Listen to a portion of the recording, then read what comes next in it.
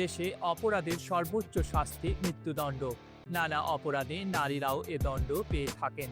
তবে স্বাধীনতার পর দেশের ৫৪ বছরের ইতিহাসে এখনো পর্যন্ত কোনো নারীর ফাঁসির দণ্ড কার্যকর হয়নি। কারাসূত্রে এ তথ্য জানা গেছে। সোমবার ১৭ নভেম্বর পর্যন্ত দেশের সব কারাগারে মৃত্যুদণ্ডাদেশপ্রাপ্ত আসামির সংখ্যা ২,৫৯৪। তাদের মধ্যে নারী ৯৪ জন, বাকিরা পুরুষ। বর্তমানে বাংলাদেশের কারাগারে মৃত্যুদণ্ডপ্রাপ্ত নারী কয়েদির মধ্যে সবচেয়ে বেশি গাজীপুরের কাশিমপুর মহিলা কেন্দ্রীয় কারাগারে রয়েছেন। সেখানে ফাঁসির দণ্ডপ্রাপ্ত কয়েদির সংখ্যা ৫৪। অনেকে মনে করেন ফাঁসির দণ্ডাদেশপ্রাপ্ত আসামিকে কন্ডেম সেলে রাখা হয়, তবে কারাসূত্র বলছে মৃত্যুদণ্ডাদেশপ্রাপ্ত বন্দীদেরও সেলে রাখা হয়। কোনো সেলে একজন থাকেন, আবার কোনো সেলে একাধিক ফাঁসির দণ্ডপ্রাপ্ত আসামি থাকেন। তবে দেশে এখনো কোনো নারী আসামির ফাঁসি দণ্ডাদেশ কার্যকর হয়নি। কারাসূত্র বলছে ১৭ নভেম্বর পর্যন্ত কারাগারে সব মিলিয়ে বন্দীর সংখ্যা ৮২,০০০। বর্তমানে ১৪টি কেন্দ্রীয় কারাগার ও ৬০টি জেলা কারাগার রয়েছে। ধারণ ক্ষমতা ৪২,৮৭৭। এই হিসেবে ধারণ ক্ষমতার প্রায় দ্বিগুণ বন্দী রয়েছে দেশের কারাগারে।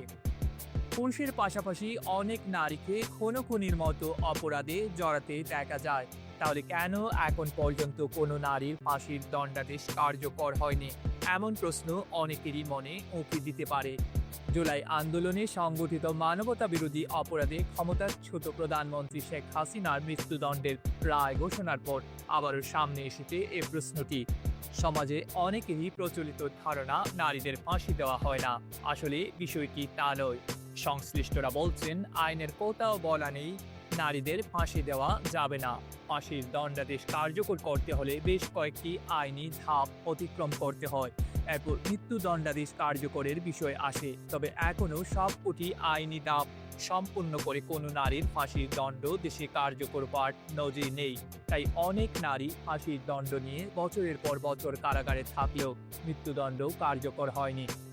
কারাসূত্রে জানা গেছে, একসময় ফাঁসির দণ্ডাদেশপ্রাপ্ত বন্দীদের সেলের বাইরে বের হতে দেওয়া হতো না। কারারক্ষীদের প্রহরায় স্বজনরা তাদের সেলে গিয়ে নির্দিষ্ট সময় পর পর সাক্ষাৎ করতেন। একসঙ্গে সর্বোচ্চ ৫ জন স্বজন যেতে পারতেন। পরে এই নিয়ম বদলানো হয়। অন্য বন্দীদের স্বজনদের মতো ফাঁসির দণ্ডাদেশপ্রাপ্ত আসামির আত্মীয় স্বজন তাদের সঙ্গে সাক্ষাৎ করতে পারেন।